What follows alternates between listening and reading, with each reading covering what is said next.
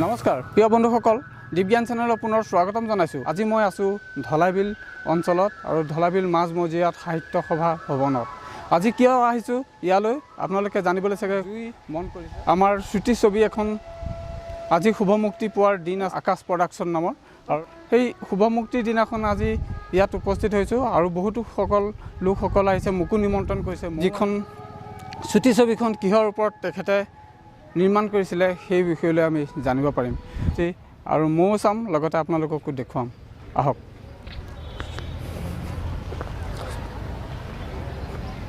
অনুষ্ঠান আৰম্ভ হৈ আছে আৰু আমি সেই পৰিৱেশ আপোনালোকক দেখুৱাব বিচাৰিছোঁ। আহক।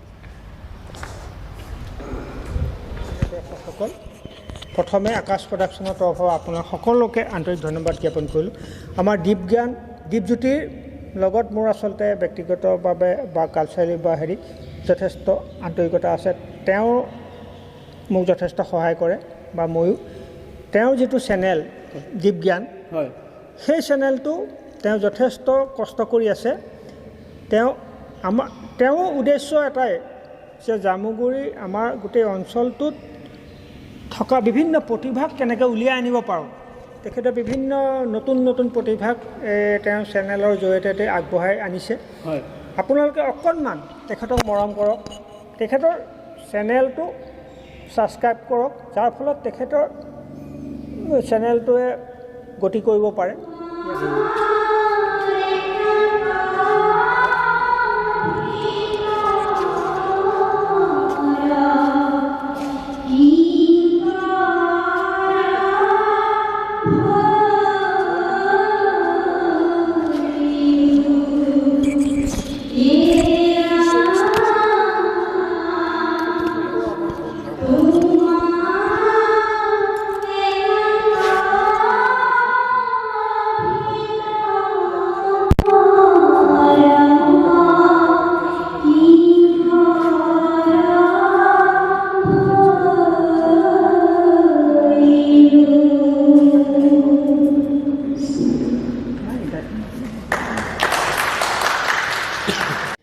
আপোনাক মই আৰু প্ৰথম আকাশ নামটো আপুনি কেনেকৈ বাচিলে?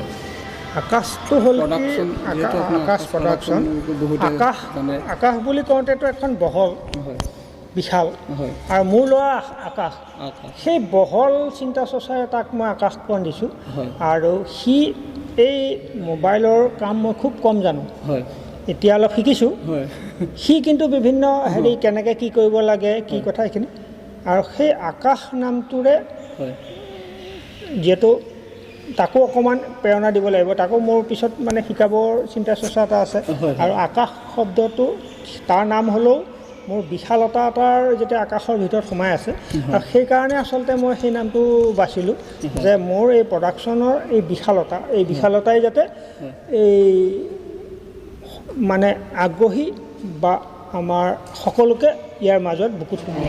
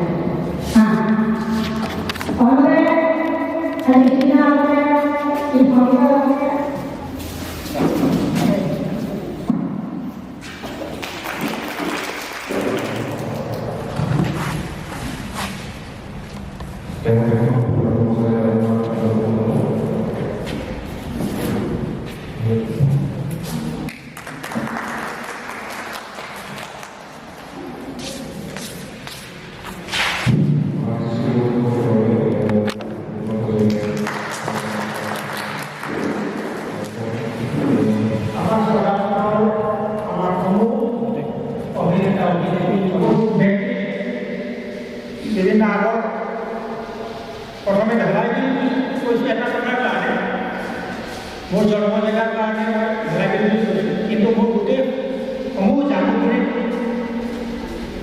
মানুহ জড়িত আছে, সমগ্ৰ জানুগুৰি অঞ্চলৰ মানুহ জড়িত হৈ আছে। যে লক্ষী বৰুৱা তেখেত আমাৰ ইয়াতে আছিলে, মোৰ সৈতে বহুত দিন নাটক কৰিছে, বা বিভিন্নজন আছে, চেলেন আমাৰ লগত জড়িত হৈ আছে, বা আজি তেখেত অহা নাই। আমাৰ উদ্দেশ্যটো এই যে প্ৰতিভা সকলোৰে থাকে, আমি উলিয়াই আনিব কেনেকৈ পাৰোঁ। আমি প্ৰতিখন ঘৰত মোৰ লক্ষ্য এইটো যে অঞ্চলটোৰ প্ৰতিখন ঘৰত সংগীতৰে হওক, নাটকৰে হওক বা বিভিন্ন যি প্ৰতিভা আছে সেই প্ৰতিভাখিনি আমি উলিয়াই আনিম। মই কেতিয়াও চিন্তা নকৰোঁ যে নাটক এখন লেখাৰ পিছত বা এখন শ্বৰ্ট ফিল্মৰ স্ক্ৰিপ্ট এটা লেখাৰ পিছত অভিনেতা কেতিয়াও চিন্তা নকৰোঁ যে এইটো চৰিত্ৰ কোনে কৰিব, এইটো চৰিত্ৰ কেনেকৈ হ'ব, কেতিয়াও কথা শিকাব যে এইটো এনেকৈ কৰিলে ভাল হ'ব নেকি, তেখেতে ক'ব পৰা হ'ব। সেইখিনি যে উন্নতি হৈছে বা ঠিক তেনেকুৱা আমি তেনেকৈ উলিয়াই আনিবলৈ চেষ্টা কৰিছোঁ আৰু ভৱিষ্যতেও কৰি যাম। যে আৰু তাত ভিউজ হয় মাত্ৰ 200, 400, 500। এই ক্ষেত্ৰত দুখ লাগে কিহৰ কাৰণে যে অভিনেতাজনেও চাই নাচায়গৈ। ফেচবুকত যদি আমি দিওঁ, লিংকটো নিদিওঁ, অকল ছবিখন দিওঁ বা কিবা এটা ভিডিঅ'টো তেতিয়া চাব। তেওঁলোকে ভাবে যে ইউটিউবত গৈ চালে আমাৰ পইচা খৰচ হ'ব, নেট খৰচ হ'ব। তেনেকুৱা মানসিকতা আমাৰ বহুতৰ কাৰণে আচলতে আমাৰ ভিউজ কম আৰু ছাবস্ক্ৰাইব নকৰে, বহুত আৰু শ্বেয়াৰ নকৰে। আমাৰ ইয়াত আমাৰ 100তকৈ অধিক মই নতুন অভিনেতা অভিনেত্ৰী উলিয়ালোঁ, কিন্তু এখন ছবিত খুব বেছি 3টা বা 4টা শ্বেয়াৰ হয়, কোনেও নকৰে, নিজে কৰাটোও নকৰে। তেওঁলোকে ভাবে মই অভিনয়টো কৰিছোঁ, কিবা এটা মই ওলাইছোঁ, কিন্তু তেওঁলোকে সেই সহযোগটো নকৰিলে কেতিয়াও আমি আগবাঢ়িব নোৱাৰোঁ। আমি ইমান কষ্ট কৰাৰ পিছত 200 মানুহে চাব, 400 মানুহে, আমি কিয় 10,000 মানুহক শ্ব' বনাবলৈ চেষ্টা কৰিব নোৱাৰোঁ। মই আজি চেলেঞ্জ কৰিছোঁ, জুই 10,000 মানুহে চাব লাগে। কেনেকৈ চাব? প্ৰত্যেকে জুইখন নিজৰ প্ৰত্যেকৰে ফেচবুক একাউণ্ট আছে, প্ৰত্যেকৰে হোৱাটছআপ আছে, আমি লিংকটো শ্বেয়াৰ কৰিব লাগিব। আৰু এটা কথা যে ফেচবুকত এটা ভিডিঅ' চালে কিমান দেৰি খৰচ হয়, হোৱাটছআপত ইউটিউবত খুব কম খৰচ হয়। ফেচবুকত ওলোৱাৰ লগে লগে আমি কোনো কষ্ট নকৰাকৈ চাব পাৰোঁ, চাই আমি পাহৰি যাওঁ, কিন্তু তাত যিমানখিনি খৰচ হয় ইউটিউবত গ'লে খুব কম খৰচ হয়। সেই কথাখিনি আমাৰ প্ৰত্যেকেও নাজানে আৰু সেই নজনাৰ লগতো হয়। আৰু মানে পৰৱৰ্তী ক্ষেত্ৰতো সহায় কৰিব জানিব লাগিব। আৰু কোনোবা ক্ষেত্ৰত আপোনালোকেও কৰ্মক্ষেত্ৰত বা কেতিয়াবা যদি কিবা মই অভিনয় বা বিভিন্ন ক্ষেত্ৰত কেতিয়াবা খঙো কৰোঁ, কেতিয়াবা মানে ক'বও হওক, কেতিয়াবা কাৰোবাৰ লগত আমাৰ হোৱাটছআপ গ্ৰুপ এটা আছে দেই, আমি গ্ৰুপটো কি কৰোঁ, টিম আকাশ প্ৰডাকশ্যন বুলি। আমি তাত অন্য কথা নাপাতোঁ, কেতিয়াবা আমি অভিনয় কৰা বিষয় এটা দিওঁ, প্ৰত্যেকে ভিডিঅ' কৰি দিয়ে বা কেতিয়াবা কিবা হয়, বিভিন্ন আমি তাত মানে কিছুমান কাম কৰি থাকোঁ। সেইটো কৰাৰ আশা আছে আৰু ইয়াতে কৰি আশা ৰাখিছোঁ ভৱিষ্যতে আপোনালোকে প্ৰত্যেকেই আমাক সহায় সহযোগ দিব। আৰু আজি উপস্থিত আমাৰ অতিথিসকল আছে, তেখেতসকলেও আমাক উৎসাহ প্ৰেৰণা দিব। ইয়াতে কৰি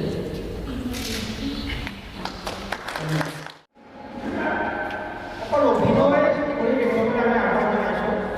আমাৰ বিদুপন আৰু লগত আমাৰ পেহীয়ে অকণমান অভিনয় এটা কৰি দেখুৱাওক।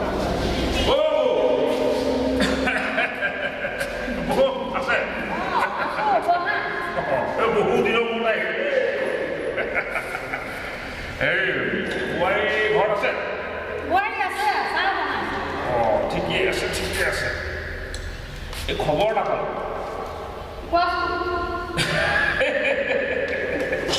তাকে এতিয়া এই পোৱালে যেতিয়া লাগিবই মানে মই উদ্ধাৰৰ কথা কৈ বাকী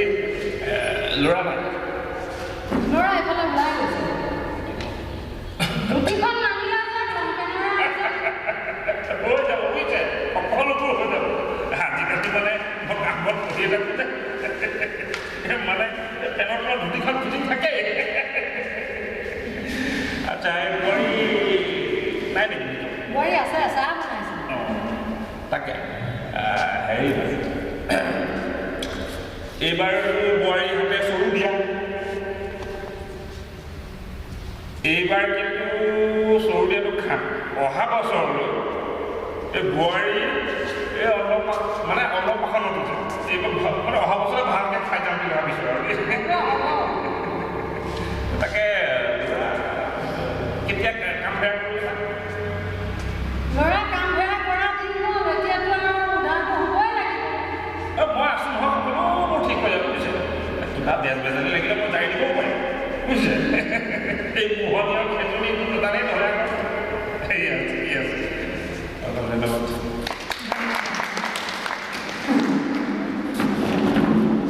পৰিচালকগৰাকী আৰু আপোনালোকৰ মাজত কিছু কথা আগবঢ়াব আজি জামুগুৰিৰ হাতত ধলাই বিলত আকাশ প্ৰডাকশ্যনৰ ইউটিউব চেনেল আকাশ প্ৰডাকশ্যনৰ শেহতীয়া চুটি ছবি জুই যিখন আজি আনুষ্ঠানিকভাৱে শুভ মুক্তি দিয়া হ'ল ইতিমধ্যে আকাশ প্ৰডাকশ্যনৰ এইখন হ'ল 68 নম্বৰ চুটি ছবি হয় আমি ইয়াৰ আগত আমি বহুকেইখন ধাৰাবাহিক কৰিছোঁ তাৰপিছত চুটি ছবি কৰিছোঁ আৰু আজি এইখন 68 নম্বৰ এইখন অকণমান আমি বেলেগ ধৰণে চিন্তা এটা ল'লোঁ আমি ইয়াৰ আগত হাস্যমধুৰ কৰিছিলোঁ আৰু আচলতে হাস্যমধুৰ বিভিন্ন বেছিখিনি হাস্যমধুৰে কৰিছিলোঁ কিয় কাৰণে এতিয়া মানুহৰ সমাজ জীৱনত যেনেকুৱা এটা মানুহৰ মানসিক হেৰি অকণমান মানুহে হাঁহিব পাৰে নেকি তেনেকুৱা চিন্তা চৰ্চা লৈছিল যদিও আমাৰ মাজত থকা সমাজৰ দুখ সমাজৰ বেদনা সমাজত ঘটি থকা বিশৃংখল সমাজত হিংসা অত্যাচাৰ সেইখিনিকো সামৰি আমি কৰিব লাগিব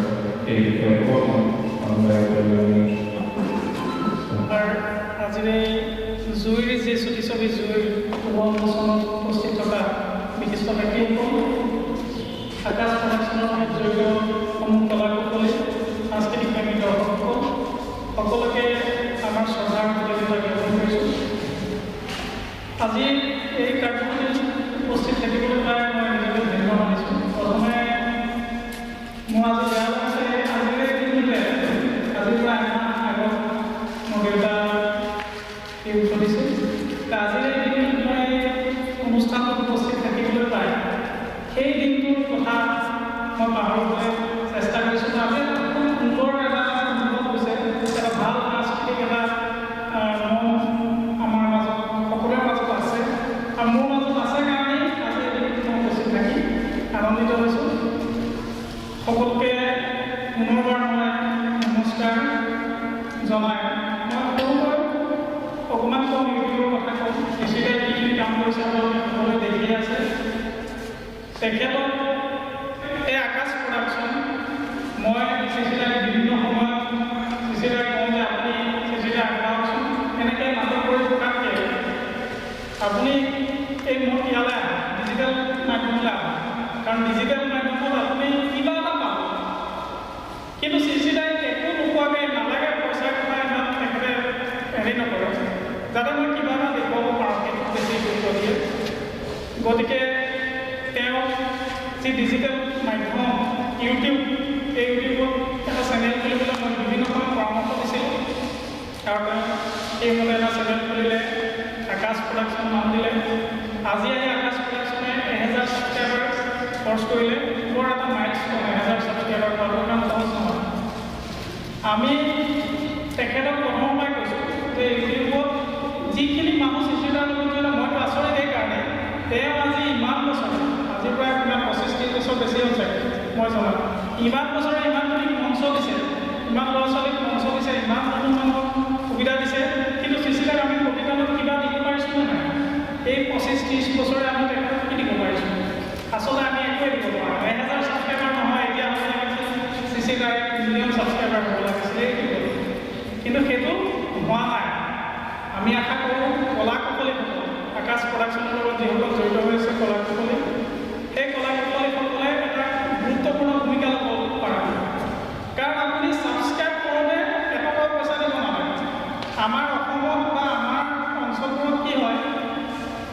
আগবাঢ়ি যাব নেকি এনেকুৱা ধৰণৰ মনোবৃত্তি এটা আছে কিন্তু বাহিৰত আমি দেখি আচৰিত হ'ব যদি আপুনি বিহাৰ বা ৰাজস্থান বা অন্যান্য ৰাজ্যসমূহলৈ যায় তাত দেখিব যে সেই অঞ্চলটোৰ প্ৰতিভাখিনিক আগবঢ়াই নিয়াত খুব গুৰুত্ব দিয়া হৈছে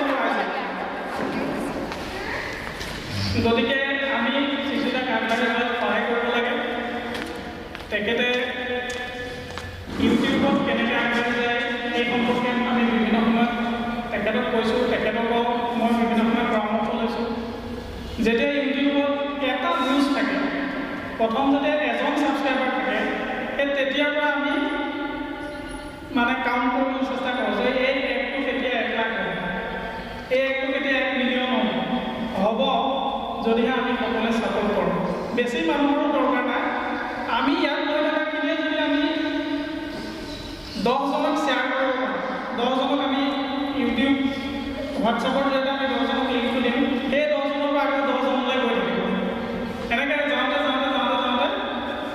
এটা মাইলষ্ট'ন পাব ইয়াত কলাকুশলীসকলে বিভিন্নজনে কেতিয়াবা ভাবে চাগে চিচিলে বহুত পইচা পায় আমাকতো একোৱে নিদিয়ে তেনেকুৱা ভবা বহুত আছে মানে মই শুনো দুই-এঘৰপৰা কেতিয়াবা যে চিচিলে বহুত ইনকাম কৰি আছে আমাক এখন একোৱে নিদিয়ে কিন্তু কথা হ'ল কি ইউটিউবত পইচা পোৱাটো ইমান সহজ নহয় মোৰ এতিয়া 1,35,000 ছাবস্ক্ৰাইবাৰ আছে 33,000 খৰচ কৰিছে আপুনি 1,000 ছাবস্ক্ৰাইবাৰ হোৱাৰ পিছত 4,000 ঘণ্টা মানুহে চাব লাগিব 4,000 ঘণ্টা যেতিয়া চাব তেতিয়াহ'লে আপোনাৰ মোবাইললৈ আপোনাৰ ইউটিউব চেনেললৈ এডভাৰটাইজ আহিব আৰু এই এডভাৰটাইজৰ 50% ইউটিউবে ৰাখিব 50% আপুনি পাব মই পাইছোঁ বাৰু পইচা মই আপোনালোকক মটিভেশ্যন ইয়াৰ পৰা প্ৰেৰণা পাওঁ বুলি মই কথাখিনি কৈছোঁ ইউটিউবেও যথেষ্ট পইচা দিয়ে আপুনি যদি ভালদৰে কাম কৰিব পাৰে বা সুযোগ দিয়ে তেনেকৈ এই অঞ্চলটোৰ ইউটিউবাৰসকল আগবাঢ়ি যাব শুভমুক্তি আমি আজি ইয়াত যিখিনি বহি আছোঁ দৰ্শক আমি এটা সংকল্প লওঁ যে আমি 400-500 মই আবেগিক হৈছিলে চিচিলা মই কৈছোঁ আবেগিক হোৱাৰ একো প্ৰয়োজন নাই আপুনি বহুখিনি আগবাঢ়িলে ইতিমধ্যে এই 30টা বছৰৰ প্ৰগ্ৰাম আপুনি বহুত দিছে এই অঞ্চলটো বহুত দিছে গতিকে আমি আপোনাক ইয়াৰ অংশীদাৰ হিচাপে আমি যদি আপোনাৰ চেনেলটো কিছু প্ৰমোট কৰিব পাৰোঁ যদি আমি ছাবস্ক্ৰাইব কৰিব পাৰোঁ লগৰ বন্ধুজনক আমি যদি কওঁ তুমিও চোৱাচোন আকাশ প্ৰডাকশ্যন মাৰি পেলাই সেইটোৱে আমি তেওঁৰ কাৰণে প্ৰতিদান আমি দিব পাৰোঁ গতিকে মই তেওঁক অভিনন্দন জনাইছোঁ জুইখন যাতে জুই হৈ যাওক অন্ততঃ 1 লাখ যদি আমি 1 লাখ যদি ভিউজ আনিব পাৰোঁ তেতিয়াহ'লে আমি ষ্টাৰ্ট কৰি যাওঁ নিশ্চয় আমি এদিন সফল হ'ব পাৰিম যদি যে ভিউজ বঢ়াবৰ কাৰণে চাওঁ বেলেগৰ মোবাইল চাওঁ এটা মোবাইল তেনেকৈ নালাগে হোৱাটছআপত শ্বেয়াৰ কৰক হোৱাটছআপ এটা ভাল মাধ্যম যদি হোৱাটছআপত শ্বেয়াৰ কৰিব পৰা যায় এজনৰ পৰা আমি যদি 10জনক দিওঁ 10 পাওঁ মই এটা গীত গাবলৈ ওলাইছোঁ ভুল হ'লে ক্ষমা কৰিব কিয় ৰৈ ৰৈ কেতে কিবিনা অমাতৰ মাত কিয় ৰৈ ৰৈ কেতে কিবিনা অমাতৰ মাত তোৰে সমনীয়া লগছে মনীয়া আহুৰণীয়া মেলি দিওঁ হাত ৰ'দে বৰষুণে দুখ পাবি তাত কিয় ৰৈ ৰৈ কেতে কিবিনা অমাতৰ মাত কিয় ৰৈ ৰৈ কেতে কিবিনা অমাতৰ মাত জোনবাই ধৰি দিম সখী পাতি উমনি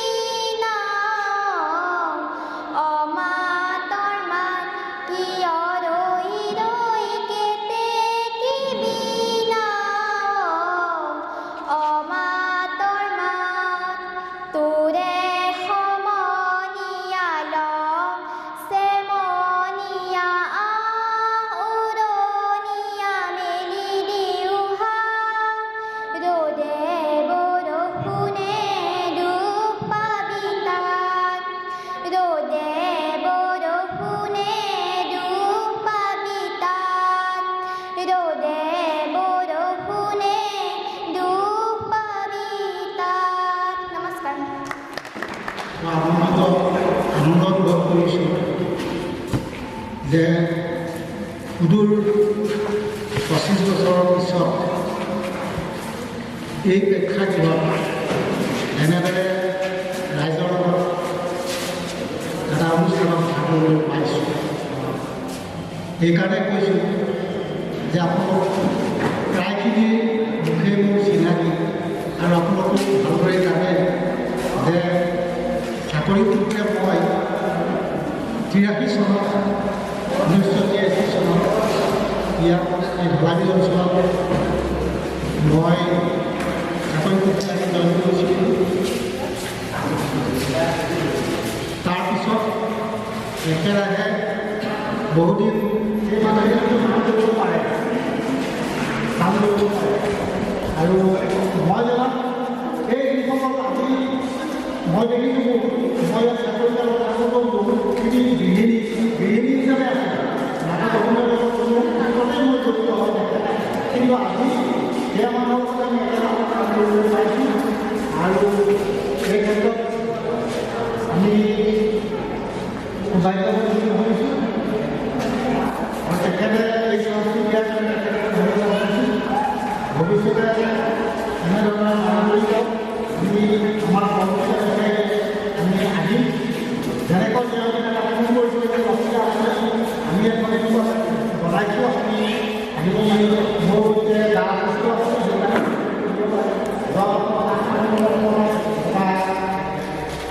প্ৰশিক্ষণ ধৰি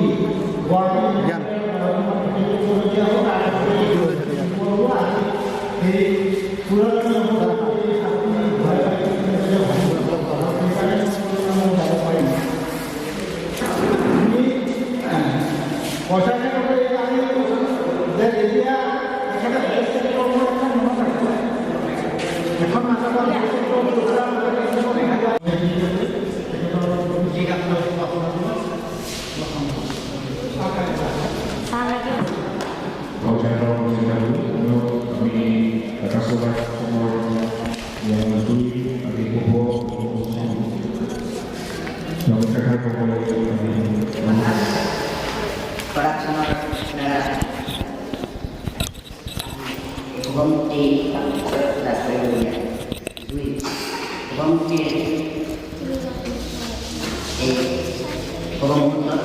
উপস্থিত আকাশ প্ৰডাকশ্যনৰ সন্মানীয় পৰিচালক প্ৰমুখ্যে ইয়াত উপস্থিত এই প্ৰডাকশ্যনৰ লগত জড়িত অভিনেতা অভিনেত্ৰী কলাকুশলীসকল, ইয়াত উপবিষ্ট মোৰ শ্ৰদ্ধাৰ সাংস্কৃতিক কৰ্মী জামুগুৰি নিবাসী লক্ষী বৰুৱা ডাঙৰীয়া, মাতৃপ্ৰতিম যিটো নাট ডাঙৰীয়া আৰু এগৰাকী মোৰ মাতৃপ্ৰতিমী সাংস্কৃতিক কৰ্মী প্ৰমুখ্যে ইয়াত উপস্থিত মোৰ অতিকে শ্ৰদ্ধাৰ সাংস্কৃতিক প্ৰেমী পৰিবৃন্দ, আকাশ প্ৰডাকশ্যনৰ মই আগতেও ছবি চাইছোঁ। আমি সাংস্কৃতিক কৰ্মী বা তেখেতে যি এটা অৰিহণা আগবঢ়াই আছে আমাৰ সংস্কৃতিক অৱস্থাত জড়িত হৈছে আজি যে অসমীয়া সংস্কৃতি ভাৰতীয় সংস্কৃতি অসমীয়া লগত অসমৰ সংস্কৃতিৰ নিজস্ব যি বৈশিষ্ট্য যিবিলাক কথা বতৰা আপোনালোকে সকলোৱে অনুভৱ কৰিবলৈ পাৰিছে। আজি বিগত বছৰত বা এই বছৰ মহামাৰী কৰোণাৰ কাৰণে আমাৰ গোটেই আৰ্থসামাজিক দিশটোৱেই তংগ হৈ গ'ল, অৰ্থনৈতিক দিশটো হৈছেই, লগতে যিহেতু আমাৰ সাংস্কৃতিক যি এটা ভেটি আছে, উদাহৰণস্বৰূপে আমাৰ যি ভ্ৰাম্যমাণ এই পৰ্যায়ত ছবি নিৰ্মাণ কৰি সমাজত যি এটা সাংস্কৃতিক বাতাবৰণ সৃষ্টিৰ কাৰণে উদ্যোগসমূহ উদগনি দিবৰ কাৰণে প্ৰচেষ্টা হাতত লৈছে বা লৈ আছে। তাৰ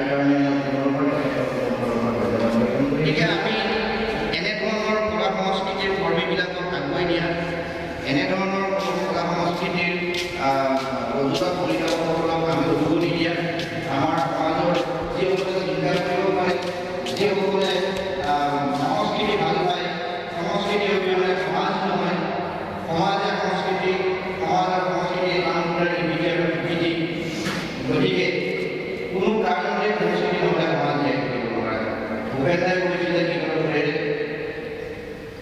মোৰ আই ভাল কাম বুলি ক'লে আমাৰ একেটা গীতৰা কৰিলে আচলতে বাস্তৱত গীতটোৱেই কৈছে মোৰ আই ভাল কাম কৰি ক'লে আমাৰ ভাল কাম কৰি গৈছে কথাটো কৈছে মই পাপা বুলি মাতি মই কম এইটো হ'লে মোৰ আইটি হৈ এই মামা আমি পাপা সকলো কাৰণে মই বেয়া বুলি কোৱা নাই ইণ্টাৰনেশ্যনেল লেংগুৱেজ ক'ব তাৰ প্ৰয়োজন হ'লে তাক ক'ব আমি এতিয়া আই মা এটাই বুলি কোৱা নাই এতিয়া বুলি ক'লে আগৰ মোৰ ছোৱালীজনী ক'ব এটা আগৰ এটাই কৰিলে মই কম ইণ্টাৰনেশ্যনেল আই আই বুলি কোৱা নাই এই পাপা বুলি ক'লে দেউতাক অভিধান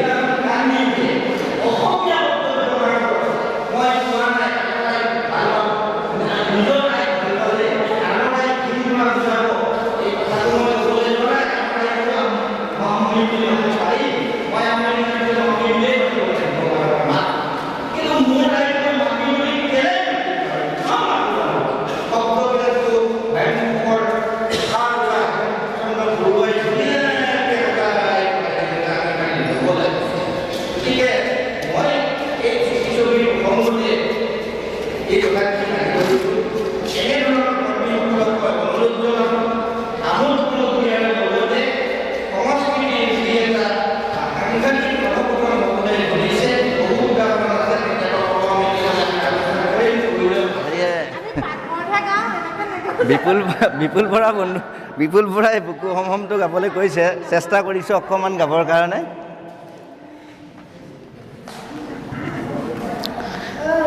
বুকু হম হম কৰে মোৰ আই কোনে নিদ্ৰা হৰে মোৰ আই পুত্ৰ হৈ মই কি মতে তৰো আইটোৰে হৈ মই মৰো বুকু হম হম কৰে মোৰ আই দেখৰে চন্দ্ৰমা কালেণ্ডাৰে আৱৰে অগণি কালিকা দেহ ৰন্ধে ৰন্ধে চৰে বুকু হম হম কৰে মোৰ আই বজ্ৰ সম দীৰ্ঘ আই চৌপাশৰে গড় ভেদি কিঞ্চিতো নাই যাচিম সান্তনা আই শুনিতিয়াগেৰে থাপিম থাপনা আই মুক্তি প্ৰভাতেৰে বুকু হম হম কৰে মোৰ আই কোনে নিদ্ৰা হৰে মোৰ আই পুত্ৰ হৈ মই কি মতে তৰো আইটোৰে হৈ মই মৰোঁ বুকু হম হম কৰে মোৰ আই। ধন্যবাদ।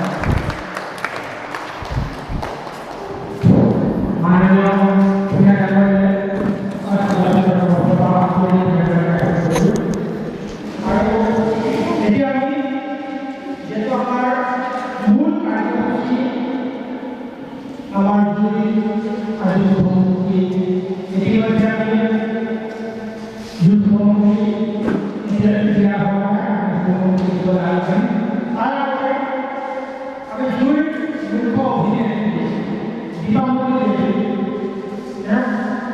অনুভৱ আৰু তেওঁলোক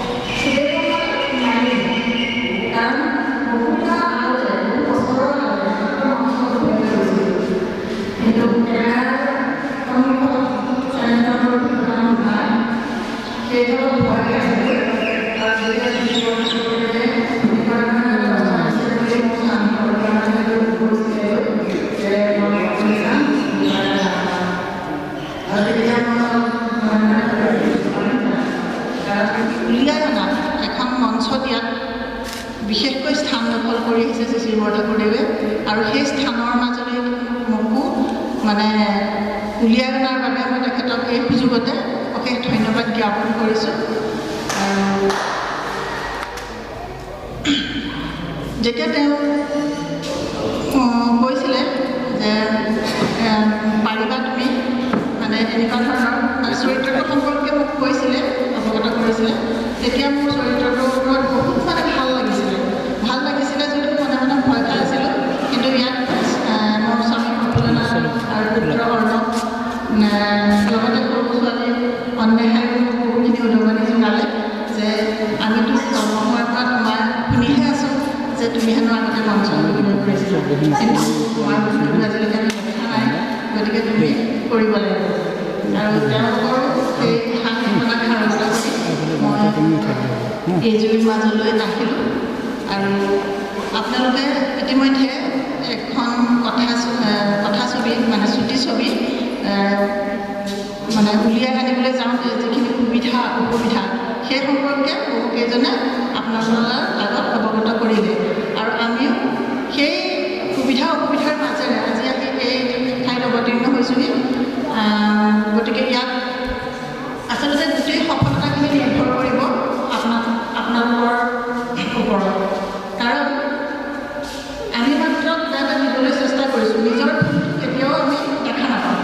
গতিকে সেই ভুল ত্ৰুটিখিনি অথবা গঠনমূলক আপোনালোকৰ পৰামৰ্শৰে আমাৰ এই জুইখন আপোনালোকে আগুৱাই লৈ যাব বুলি আশা কৰিছোঁ।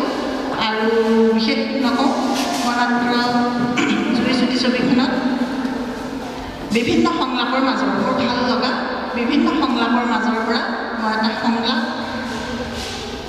উত্থাপন কৰি মোৰ বক্তব্য সামৰণি মাৰিম বুলি ভাবিছোঁ।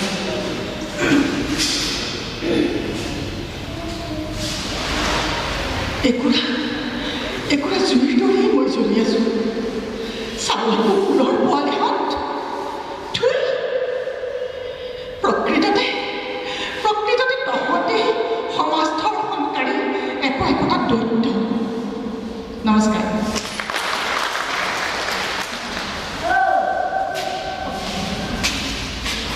মাননীয় উপস্থিত অতিথিবৃন্দ আৰু আমাৰ আমন্ত্ৰিত সকলোকে আমাৰ আৰু বেছি দীঘলীয়া নকৰোঁ, যদিও আমাৰ ইয়াত বহুতকেইজন কিছু সময়ৰ পিছতে আমি আমাৰ ছবিখন শুভমুক্তি কৰিম।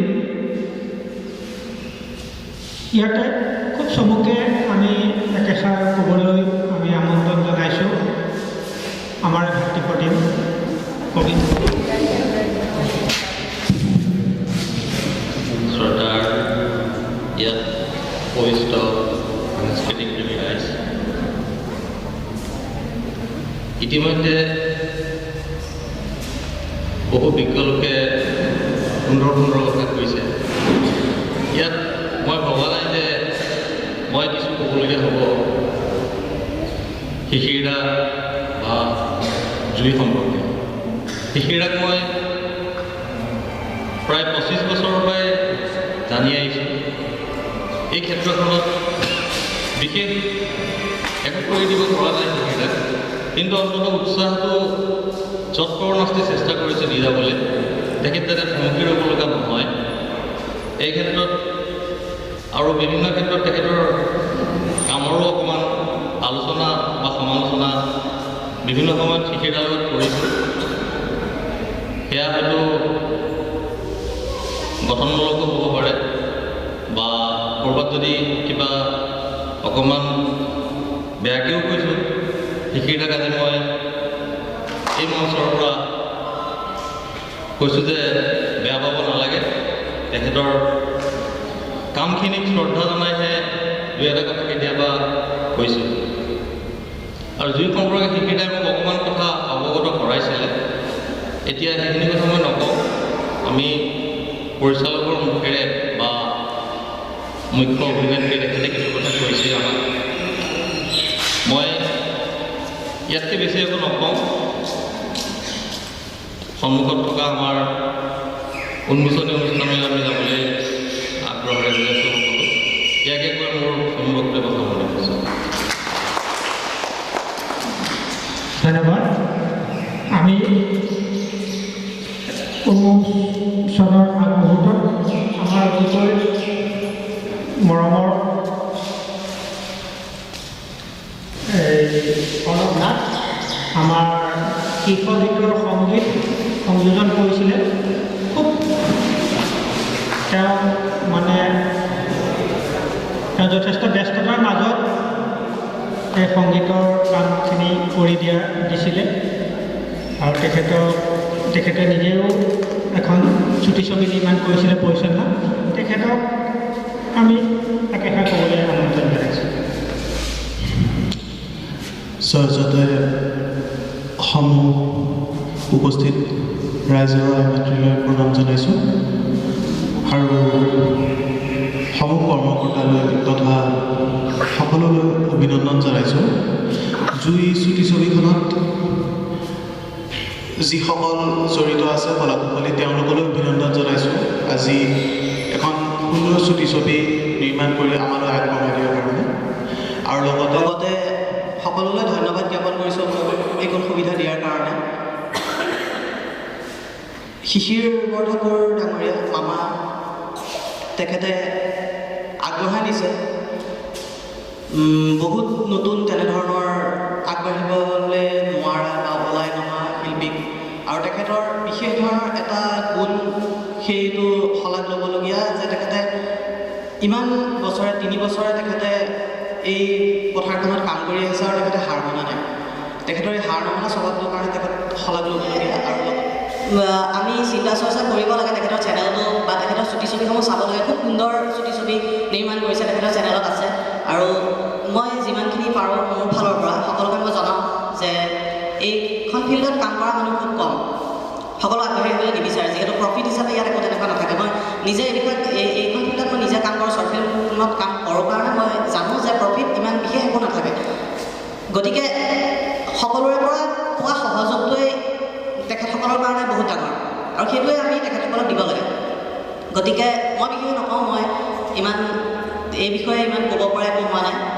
গতিকে সকলোৰে পৰা সহায় সহযোগ আশা কৰিছোঁ, সকলোৱে চাব বুলি আশা কৰিছোঁ আৰু শেষত সকলোলৈকে অভিনন্দন জনাই ইমানতে সামৰিছোঁ। ধন্যবাদ। আশা ৰাখিলোঁ যিটো নাটক তেখেতক একেষাৰ কৈ ইয়াৰ পিছতে আমি আমাৰ মূল কাৰ্যসূচী আসনত অলংকৃত শ্ৰদ্ধাৰ ব্যক্তিসকল, উপস্থিত সম্মিলিত ব্যক্তিবৃন্দ, সময়লৈ লক্ষ্য ৰাখি মই অকণমান কথা কেইটামান আগ্ৰহবৰ্জন আগবঢ়াম। সুন্দৰৰ পূজাৰী স্বনামধন্য জ্যোতিপ্ৰসাদ আগৰৱালাই 1935 চনতে জয়মতী কথাছবি নিৰ্মাণ কৰি অসমত নৱজাগৰণৰ সৃষ্টি কৰিছিল। অসমীয়া সংস্কৃতিৰ ক্ষেত্ৰত এই সুযোগতে মই স্বনামধন্য সুন্দৰ পূজাৰী জ্যোতিপ্ৰসাদ আগৰৱালাক প্ৰণিপাত জনাইছোঁ। এটা পৰিচিত নাম, যাৰ হিয়াত আছে তীব্ৰ প্ৰতিধ্বনি, নিস্বাৰ্থৰ জোৱাৰ আৰু উঠি অহা প্ৰজন্মক এখন মঞ্চনীয় প্ৰবল হেঁপাহ। সেইজন ব্যক্তিয়ে হৈছে শ্ৰদ্ধাৰ সৃষ্টি বৰঠাকুৰ।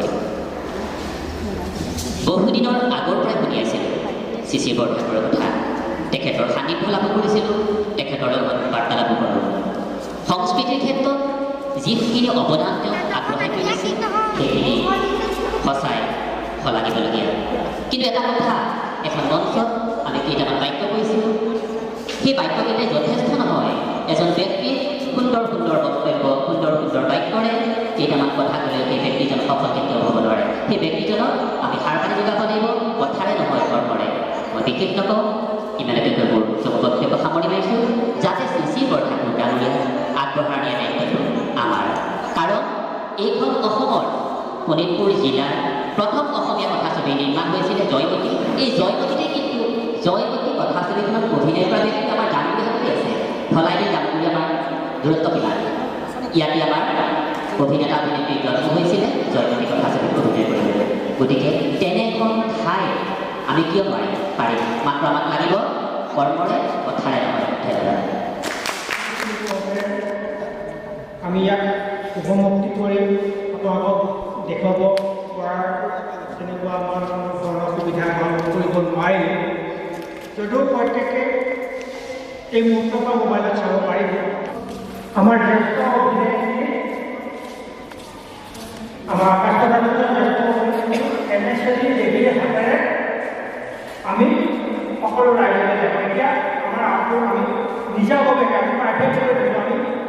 মই মূৰ কৰি থৈছিলোঁ এতিয়া আমি এই আমাৰ কেমেশ্বৰী দেৱীক আহিবলৈ জনাইছোঁ। এতিয়া আপুনি এইটোত চুই দিয়ক, এই ওপৰ একেবাৰে ওপৰ।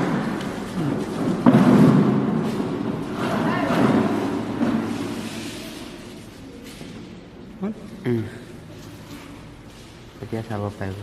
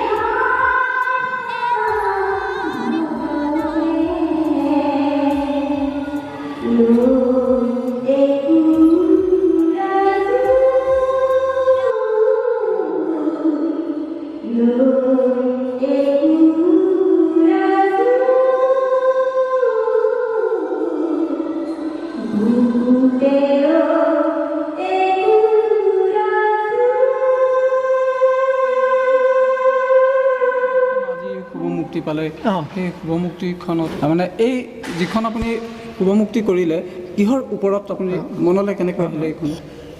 এইখন হ'ল জুই। জুই হ'ল এগৰাকী নাৰীৰ ভিতৰত দপদপাই ভিতৰত উমি জ্বলি থকা কিছুমান অনুভৱ। তাৰমানে এইখন হ'ল এগৰাকী নাৰী হ'ল আমাৰ এগৰাকী মাতৃ বা হেৰি। এগৰাকী নাৰীয়ে বহু কষ্ট কৰি ঘৰখন মানে গঢ়ে, নিজে জ্বলি ঘৰখন উজ্বলাই।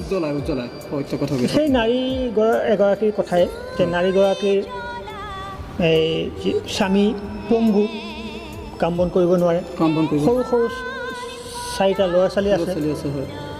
মানুহগৰাকীয়ে যথেষ্ট কষ্ট কৰি ঘৰখন চলাব লগা হয়। এতিয়া সমাজত এনেকুৱা হৈছে যে কাহিনীটো এনেকুৱা দিছোঁ যে মানুহগৰাকী বিভিন্ন ঘৰত কাম বিচাৰি গৈছে, ক'ৰবাত পাইছে ক'ৰবাত নাই পোৱা, ক'ৰবাত পাইছে যদিও এনেকুৱা কিছুমান মানুহৰ মানে মানসিকতা বা সেই মানসিকতাত পৰি তেওঁৰ প্ৰতি কাম দিছে যদিও তেওঁৰ প্ৰতি দৃষ্টি দেহটোত এই তেনেকুৱা মানে চিন্তা চৰ্চাৰ ফলত মানে তেওঁ কোনোবা ঘৰত তেওঁ শালীনতা হানি হৈছে। তাৰ ফলত তেওঁ এই নিজৰ দেহটো বা নিজৰ হেৰি মানে জীয়াই থকাৰ মানসিকতাটো হেৰাই গৈছে। তেওঁ আত্মহত্যা কৰাৰ চিন্তা এটা কৰিলে। তেওঁ আত্মহত্যাৰ চিন্তাটো কৰোঁতে তেওঁ আত্মহত্যাৰ বাবে যাৰ সময়ত তেওঁ আকৌ মনলৈ আহিছে, তেওঁ ল'ৰা ছোৱালীকেইটাৰ কথা চিন্তা আহিলে। সেই ল'ৰা ছোৱালীকেইটাৰ মোহ, গিৰিয়েকলে ঔষধ লৈ অনাৰ কৈ যোৱা সেই কথা, এই তেনেকুৱা চিন্তা চৰ্চাত তেওঁ আকৌ নাই জীয়াই থাকিম, যিকোনো প্ৰকাৰে জীয়াই থকাৰ চিন্তা। সেই যিকোনো প্ৰকাৰে জীয়াই থকাৰ চিন্তাতে এই দৈত্যবোৰে সুবিধা ল'লে। এই দৈত্যবোৰে তাইক বেশ্যা বুলি ক'বলৈ ল'লে। কিন্তু বেশ্যা শব্দটো কোনে সৃষ্টি কৰিছে? পুৰুষ সমাজৰ পৰাই আহিছে বা যেনেকৈ আহিছে। কিন্তু কোনো নাৰীয়ে জানো নিজ ইচ্ছাৰে নিজৰ দেহ বিক্ৰী কৰিব পাৰে? কেতিয়াও নোৱাৰে। কিন্তু যিখিনি মানুহে তাইক বেশ্যা সজালে, যিখিনি মানুহে তাইক, সেইখিনি মানুহ কিন্তু সমাজত সদায় উচ্চ ব্যক্তি হৈয়ে থাকে। কিন্তু এই নাৰীগৰাকীয়ে সদায় লাঞ্ছনা খাবলগীয়া হয়। সেই তেনেকুৱা এটা চিন্তাক লৈ পেলাই মই যিখন সৃষ্টি কৰিছোঁ। আপোনাৰ এই সৃষ্টিক মই ধন্যবাদ দিম। মানে ভিন্ন শিল্পী গাঁৱে ভূঞে থকা বা গাঁৱে ভূঞে নজনা কিছুমান ব্যক্তিকো আপুনি শিকাই বুজাই এইখন জুই ছবিখনৰ আপুনি ইউটিউব জগতত অহা আপোনাৰ বৰ্তমান মই আপোনাৰ পৰা জানিব বিচাৰিম, ইউটিউব জগতত আপুনি কিমান দিন হৈছে? মই ইউটিউবত মোৰ 3 বছৰে হ'ল। 3 বছৰ হয়। 17 চনতে মই আৰম্ভ কৰিছিলোঁ। হয়। তাৰ মাজত মই 6 মাহ বহিব লগা হ'ল। 6 মাহ কোনো কাম কৰিব পৰা নাই। জানুৱাৰীত মোৰ দেউতা ঢুকাইছিলে। তাৰপিছত কিছু এটা হেৰি হ'ল। তাৰপিছত মোৰ কাৰিকৰী কিছুমান অসুবিধা কাৰণে তাৰপিছত ফেব্ৰুৱাৰীৰ পিছৰ পৰাতো লকডাউন হ'ল, কি হ'ল, তেনেকুৱা জুলাইলৈকে মই বহিলোঁ।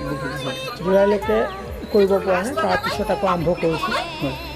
এটা আচৰিত বুলিয়েই ক'ব লাগিব আৰু ময়ো সেইটো প্ৰত্যাহ্বান হিচাপে গ্ৰহণ কৰিয়েই মই আগবাঢ়িছোঁ মোৰ হাতত কোনো দামী কেমেৰা নাই মোৰ হাতত কোনো ধৰণৰ মানে টেকনিকেলি কিবা কাম কৰিব পৰা একো নাই মোৰ এটা মোবাইল আছে সেই মোবাইলটোৱে মোৰ ষ্টুডিঅ' মোবাইলত মই মানে ভিডিঅ' কৰোঁ মোবাইলতে মই এডিটিং কৰোঁ মিউজিক কৰোঁ গোটেই ছবিখনৰ গোটেই কামটো মোবাইলত কৰোঁ আৰু মোবাইলটোৱে সেইকাৰণে মই এটা মোৰ ষ্টুডিঅ' বুলি মই ভাবিছোঁ আগতে আপুনি এনেকুৱা চিনেমা জগতত বা এনেকুৱা অভিনয় কৰা সুযোগ পাইছিলে নেকি মই আচলতে গুৱাহাটীত 92ৰ পৰা গুৱাহাটীত আছিলোঁ হয় তেতিয়াৰ আন্তঃৰাষ্ট্ৰীয় খ্যাতি সম্পন্ন অভিনেতা ইন্দ্ৰবনিয়াৰ অসম অভিনয় প্ৰতিষ্ঠানত প্ৰশিক্ষণ গ্ৰহণ কৰিছিলোঁ হয় মই তাত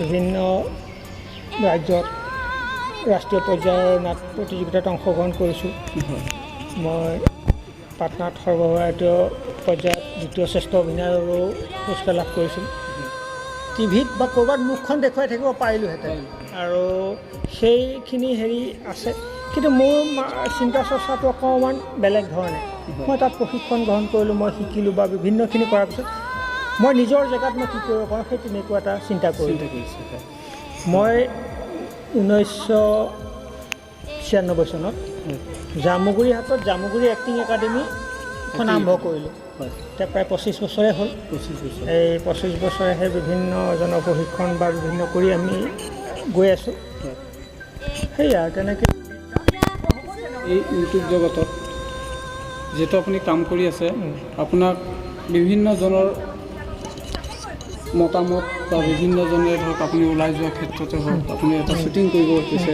সহায় সহানুভূতি কেনেকৈ পাইছে এই ক্ষেত্ৰত মই বিশেষকৈ মই ধলাইবিল অঞ্চলত আশে পাশে প্ৰায়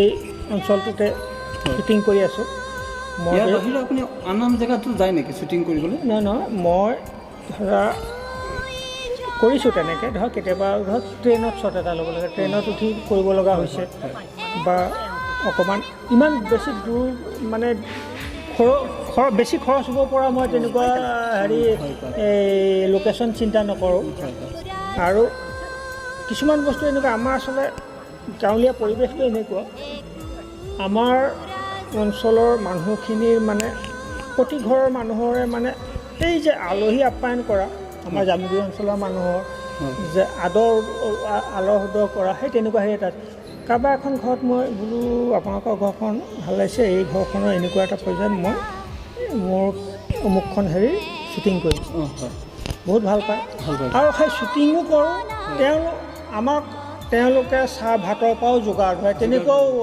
মানে বেছিখিনি মানুহৰ ঘৰতে পাওঁ আৰু সেই মৰম চেনেহবিলাক অকল সেই সহযোগবিলাকো আমাক প্ৰেৰণা দিয়ে যে কাৰোবাৰ এখন ঘৰত গৈছোঁ সুন্দৰকৈ তেওঁলোকে কৰাৰ সুবিধা কোন দিছে বা সেয়ে আৰু মোৰ এটাই চিন্তা যে মই প্ৰতিখন ঘৰতে অভিনয় কৰা কোনোবাৰ সংগীতৰ প্ৰতি হেৰি আছে যে সংগীতৰ পটককৈ আমি প্ৰত্যেককে উলিয়াই অনাৰ চিন্তা কৰোঁ কোনো তাৰমানে আমি এখন মঞ্চ নাপাওঁ মঞ্চ নোপোৱাৰ ফলতেই হয় কি কাৰোবাৰ ভিতৰত থকা হেৰিটো তেনেকৈয়ে মোৰ হৈ যায় আৰু মই যেনেকৈ গম পাইছোঁ যে এইগৰাকী অভিনয় আগ্ৰহী বা তেওঁৰ পৰা অভিনয় উলিয়াব পৰা যাব তেনেকুৱা মানুহকে লৈ আহিছোঁ আৰু তেনেকৈয়ে সৃষ্টি কৰিছোঁ আৰু মোৰ ইয়াত অভিনয় কৰা মানে 100জনৰ 90জনে জীৱনৰ প্ৰথম অভিনয়টো ইয়াত কৰিছে আপুনি সেইখন সুযোগ দিছে হয় মাজত বহুত সোমাব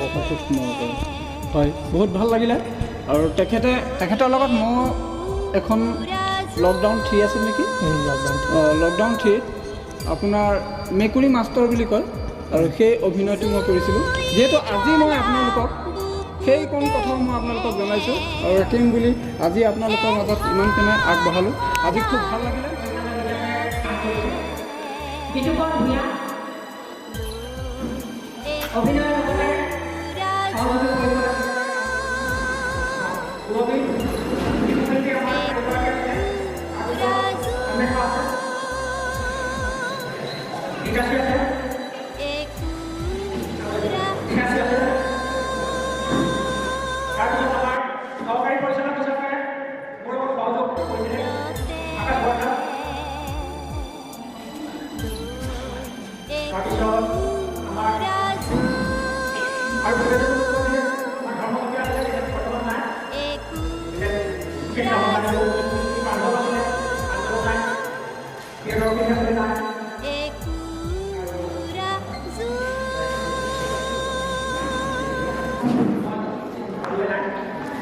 ইয়াত থাকোঁ আমাৰ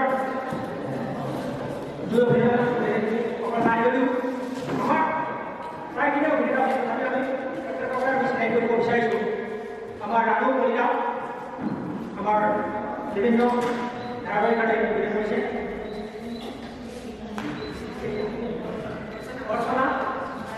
অৰ্চনা বাৰী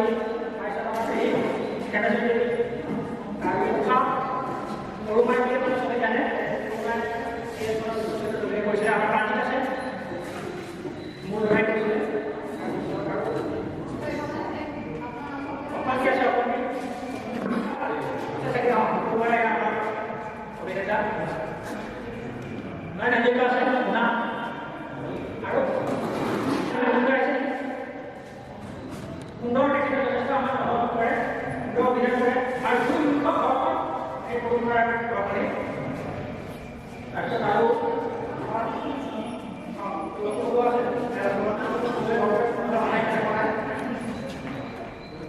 আৰু আমাৰ জুনমণি শইকীয়া তাৰপিছত আমাৰ সৰু মানুহজনী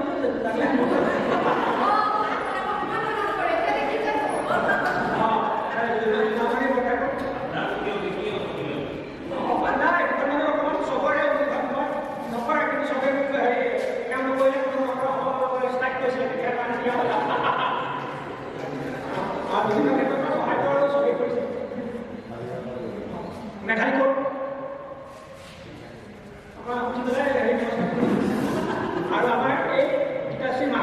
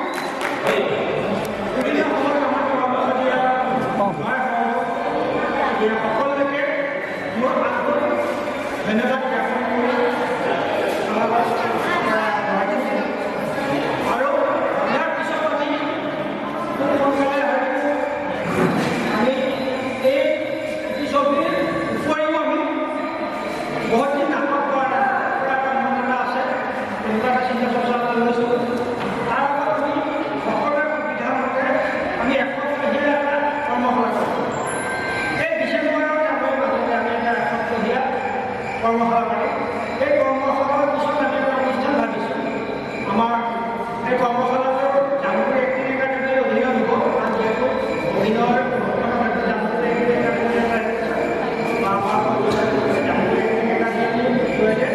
আকাশ প্ৰডাকশ্যনৰ ইয়াৰ পিছত আমি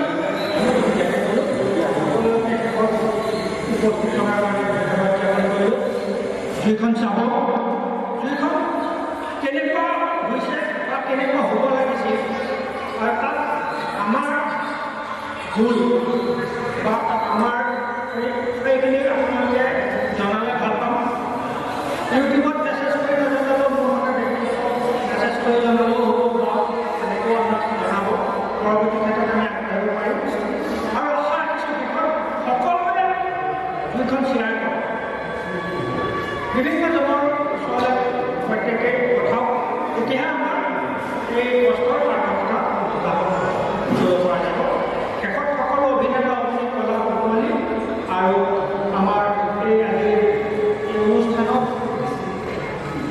আমাৰ প্ৰত্যেকে সহযোগী বিশেষকৈ আচলতে কিছুমান ক্ষেত্ৰত মই ভাবিব লগা হয় যে আমাৰ এই কৰ্মী ভাইটিয়ে সুন্দৰ কষ্টৰে তেওঁ শিল্পী তেওঁ এই শব্দৰ লগত জড়িত তেখেতক ধন্যবাদ জ্ঞাপন কৰিছোঁ তেখেতে আমাক ইমানখিনি সহায় কৰে শিকিবলগীয়া আছে আৰু শিকিম একেলগে থাকিম মাজত ইমানখিনি আগবঢ়ালোঁ আজি খুব ভাল লাগিলে আৰু আপোনালোকে চাই থাকিব মোৰ চেনেলটো নাম দীপজ্ঞান আৰু মান্য সকলোকে আন্তৰিক ধন্যবাদ জ্ঞাপন কৰিলোঁ আমাৰ দীপজ্ঞান দীপজ্যোতিৰ